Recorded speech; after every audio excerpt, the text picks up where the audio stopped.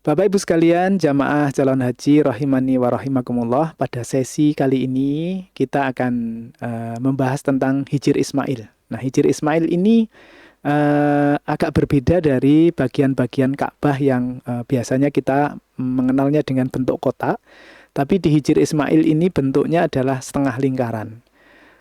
Di antara sebabnya adalah ketika dulu kaum Quraisy membangun Ka'bah yang pondasinya itu dibangun oleh Nabi Ibrahim dan Nabi Ismail alaihissalam.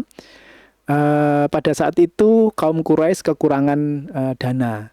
Karena kekurangan dana itu, maka sisanya yang tidak terbangun itu dibentukkan dalam bentuk setengah lingkaran yang saat ini kita sebutnya dengan Hijr Ismail. Hijr Ismail. Sehingga Bapak Ibu sekalian, Hijr Ismail itu termasuk dalam pondasi Ka'bah yang dibangun oleh Nabi Ibrahim dan Nabi Ismail alaihissalam. Nah, kalau kita lihat di bawahnya ada setengah lingkaran, kemudian di atasnya setengah lingkaran itu ada tembok setinggi dada begitu ya, tembok setinggi dada. Di atasnya ada 3 lampu, ada lampu di ujung setengah lingkarannya, dan ada lampu di tengah. Ada lampu di tengah. Itu adalah penandakan itu Hijr Ismail. Kemudian di atasnya itu ada talang emas. Di atasnya ada talang emas. Sehingga kalau kita pas menghadap Hijr Ismail, maka yang kiri pojok Ka'bahnya itu disebut dengan rukun Iraki, yang sebelah kanan rukun Sami. Jadi yang sebelah kanan rukun Sami. Maka ini kita pelajari kembali tentang bagian Ka'bah yang modul kemarin kita sudah pelajari. Nah, Bapak Ibu sekalian, maka ketika kita tawaf mengelilingi Ka'bah, maka harus mengelilingi Hijr Ismail. Jadi harus mengelilingi Hijr Ismail. Karena Hijr Ismail itu termasuk bagian dari Ka'bah. Karena Hijr Ismail termasuk bagian dari Ka'bah.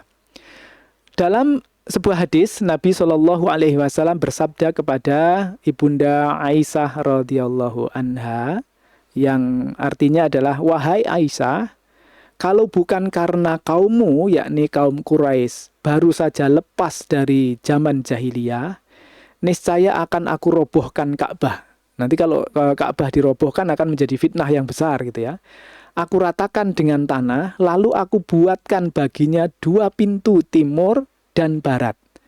Dan aku akan masukkan bagian Hijr ke dalam bangunannya." Jadi masukkan Hijr Ismail itu dalam bangunan Ka'bah. Karena itu adalah dulu sampai di situ pondasi Ka'bah yang dibangun oleh Nabi Ibrahim dan Nabi Ismail alaihissalam. Sehingga Bapak Ibu sekalian, kalau kita bisa berkesempatan sholat di dalam Hijr Ismail, berarti sama dengan sholat di dalam Ka'bah. Nah, kalau kita sholat di dalam Ka'bah, berarti kita bisa menghadap kemana saja gitu. Bisa menghadap ke mana saja karena kita sudah sholat di dalam Ka'bah. Dalam hadis yang diriwayatkan oleh Abu Dawud, An-Nasa'i, dan imam-imam yang lain, dari Ibunda Aisyah radhiyallahu anha, Aisyah berkata kepada Rasulullah SAW, "Wahai Rasulullah, apakah engkau tidak mau masuk ke Ka'bah? Apakah engkau tidak mau masuk ke Baitullah, ke Ka'bah?" Maksudnya adalah, apakah engkau tidak akan sholat di dalam Ka'bah? Kemudian Rasulullah SAW menjawab, "Sholatlah engkau di dalam Hijr." Maksudnya adalah sholatlah di Hijr Ismail. Karena kaummu telah mengurangi dari bangunannya dari tempat yang asalnya dibangun oleh Nabi Ibrahim. Karena itu termasuk dari bangunan yang dibangun oleh Nabi Ibrahim alaihi salam. Sehingga ketika kita sholat di Hijr Ismail, berarti sholat di dalam Ka'bah. Dan karena istimewanya Hijr Ismail ini, maka menjadi agak berebut gitu ya jamaah haji. Dan Bapak Ibu sekalian nanti bisa antri dengan baik, karena nanti ada jadwalnya. Kapan laki-laki bisa masuk ke Hijr Ismail, kapan kemudian wanita juga bisa masuk ke Hijr Ismail. Maka sabar menunggu, mudah-mudahan kita berkesempatan untuk sholat di dalam Hijr Ismail. Mudah-mudahan bermanfaat. Billahi taufik wal hidayah. Assalamualaikum warahmatullahi wabarakatuh.